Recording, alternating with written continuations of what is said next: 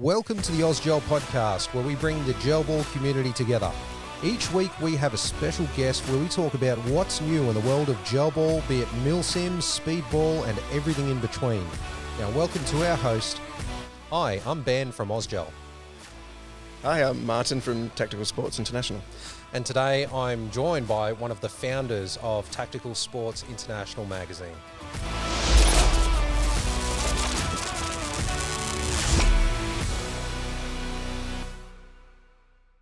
Now, Marty, thank you for joining us up here on the north side of Brisbane. I know it's a long trek for you from down near Arundel, is it? Yep. Yeah.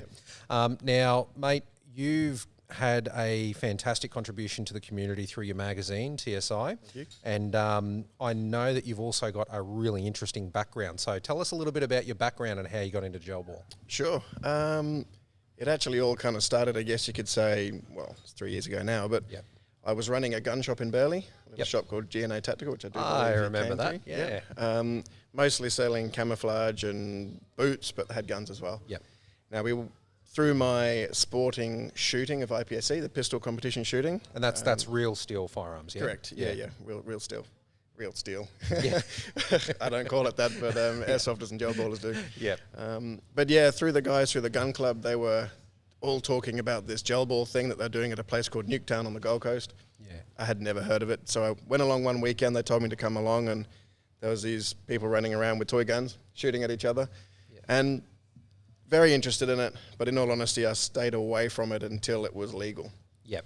Then I was very lucky in January of 2018 to go off to America to SHOT Show with the gun shop and with 511 Tactical, and spent hours in the airsoft halls at the massive Great Big Gun Show, and then came home from there all interested in gel ball because it kind of crossed over with airsoft. And yeah, this new big kind of, not obsession, but massive interest in skirmish came around. I played paintball, years ago like we all would have done. Yeah. But it was too damn expensive. And all of a sudden gel ball was nearly as good and so much cheaper. And then, early March when it all became legal and Nuketown really took off, I was there almost every weekend from then on and met you shortly after. Ah, cool. So, Marty, given how heavily involved in IPSC you are, do you find that any of the stuff you do with real firearms translates over into gel ball? Yeah, definitely. The IPSC side of things definitely helps with your indoor kind of skirmish gameplay, but probably not so much your outdoor milsimmy. The best thing really, I think, would be, as stupid as it sounds, is the magazine reloading of your blaster. Yep. The old tactical reload. You're not necessarily empty, but you're going to reload it anyway just in case. And in IPSC, you always reload your pistol on the move. Yep. You never wait to run out. So it definitely transmits. That's good to know. I know there are a few people in the gel ball industry that are into their IPSC style stuff. So, it's cool. Yeah. Now, regarding a magazine of the other type, so the magazine that you're here representing, Tactical Sports International, you've got some really interesting people involved in running that magazine. Yeah, so obviously there's yourself. You've got Johan, who is one of the nicest humans you are ever likely to meet. And you said his name right. Yes, and I've been practicing. And then there's also, coincidentally, you've got Kelly, a.k.a. Femme Fatale, who coincidentally was the very first person that we had as a guest on this podcast. Correct, yeah. So tell us a bit more about that team and how did that all come to be? Well, it actually comes straight back to when I was at SHOT Show in 2018. I was a buyer at the show and I was buying some red dot sights on pistols for IPSC. There was two English lads on the stand of this company called Shield Optics. Took their details, we chatted online for weeks after, and then probably about 2 months after I got a message saying, where in Australia are you? Because a friend of ours is moving to the Gold Coast. And I said, well, I live on the Gold Coast. And that just happened to be Johan. He was moving to the Gold Coast. He's an airsofter from the UK for 20 odd years. Had been playing every weekend with the two boys that were on the Shield stand in the States. That conversation came about that I worked in Mudgeeraba. Johan was moving to Mudgeeraba. And that kind of where it ended. About probably a month later, I'm at the shop. Doorbell rings. There's a gun shop with security gates, and you buzz them in. And a dude just walked up to me and cuddled me. Who's this guy? And it was Iggy. Oh, sorry, Johan. He's known as Iggy. His nickname is Iggy. So from ever then, we've been best mates. I don't think I've ever had a friend as close as I have been with Iggy. And Yeah, I learned pretty quickly, obviously, that he had been a reporter, writer, player for Airsoft Action magazine for 15 years. Yep. So he still writes for Airsoft magazine now. He's just submitted an article, I think, last night, actually.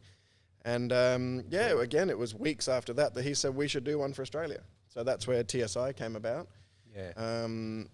He and I still work together now, both TSI and our day job. And, kind of inseparable at the hip, I guess you could say. Yeah.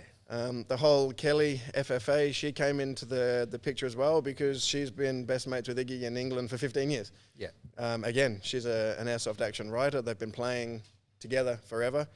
Yeah. So whilst we're here, obviously we don't have Airsoft. Yeah. We were doing more the gel ball thing. Iggy was able to submit some Airsoft stuff, but he's not actively playing much at the moment, but Kelly is. And she was more than happy for us to, either she would supply us articles or we would reuse some of her existing stuff from her blog, 6mil Actual. Yeah. And Very popular blog, by the way. Yeah, she's a really good writer. She writes from a completely different aspect to what we normally see, because obviously being a girl. Yeah. And then our other counterparts, there's two more. There's Lucas, who resides in Sydney, the poor bugger. He's got it worse than anyone. Yeah. But he is probably the most international of airsofter that I've ever met. He's a Brazilian fella who's been playing airsoft in Brazil all his life. Yep. Moved to Oz for uni and has been here, I think, about 3 years.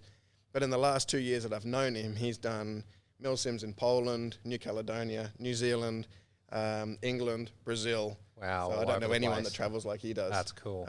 So he's your most serious milsimmer that I've ever met. Cool. And our last one is Carl over in Christchurch. We've met him through Oz One Airsoft. And we said to him last year, or 2 years ago, sorry, we need more airsoft content. You're in New Zealand, give it to us. So coincidentally, Osborne's coming on the podcast in a few weeks. So we're going to get to meet those guys pretty soon as well. Yeah, love what those guys are doing at the moment. But tell me, Marty, what does a day in the life of Marty look like? Starts off pretty hectic. I do have 4 kids. And then when I manage to get rid of them, in fact, I get rid of myself. I leave the house and leave the wife to them. And then I jump in the car and head to Azrael's Armory, where I'm the manager of the business or the store there, working with Brent, who I think you've had on podcast prior. Yep. And the day in the life is managing his mayhem, I guess you could say. Fantastic. Trying to keep up with the brain. We won't tell him that you called it mayhem. It's controlled and good mayhem because of the development for the future. There's no laurels being rested on. It's full on. Yeah, no. Well, I know he's doing great work there in the area of innovation. So, pretty cool to see. Definitely. Now, Marty, how has COVID affected the way that you play and work in gel ball? Yes, obviously we didn't play for the best part of 5 months last year. So the actual gameplay side of things, it put a stop to it. Yeah. As far as business side of things, I joined Azrael's Armory shop opened during COVID. Yep. So in that sense, still had a massive opening. Yeah, it was pretty big. I remember seeing you out the window about 80 metres away in the queue. A little bit of a disclaimer here. Apologies for all those people in the line. So what actually ended up happening, I turned up because they got some really nice gas pistols in at the time. And I was thinking, I must have one. Simple as that. And went down there, standing in the line, looking at how big it was. I mean, this line was just... It was huge. Manic. We counted about 150 people in the queue at any one time. And of course we had COVID limits. Our little building had a maximum of 40 people capable. So we had people at the door trying to keep people spread out all up the stairs. It was amazing. But I do remember you came and you've sort of gone, oh, Dan, no, come here. And as I'm walking off with you, I'm looking at all these people in the queue just giving me the death stare. I'm like, oh. It's okay. I'm Ozgel. I'm not from Ozgel.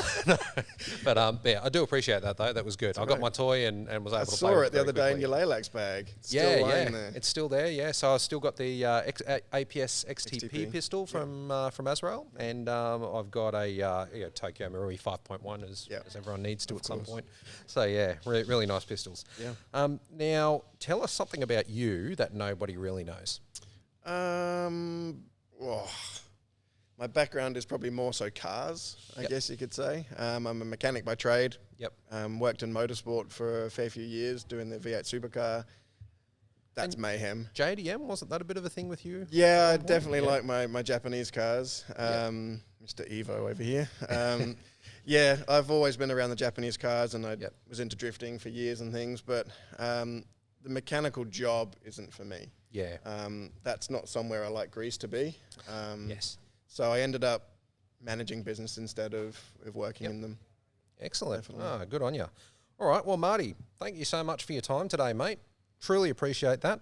How can our viewers find out more about you and Tactical Sports International? Sure. Our website is TAC Sports Int. So obviously it's Tactical Sports International shortened. .com.au. And then we're on Facebook as TSI _space Tactical Sports International. Awesome. Appreciate that. And guys, as always, I'm Dan from Ozgel. You can find Ozgel at www.ozgel.com.au. We're on all the socials as Ozgel, except for Instagram, where we are Ozgel Ammo. Thanks very much for watching. Thank you, guys. See you later. See ya. Thanks for tuning into our podcast. It means a lot to us. If you enjoyed today's podcast, leave a comment or review below and hit the follow or subscribe button. If you have any questions or want to be part of a future episode or even want to know more about Ozgel, head to ozgel.com.au to get in touch.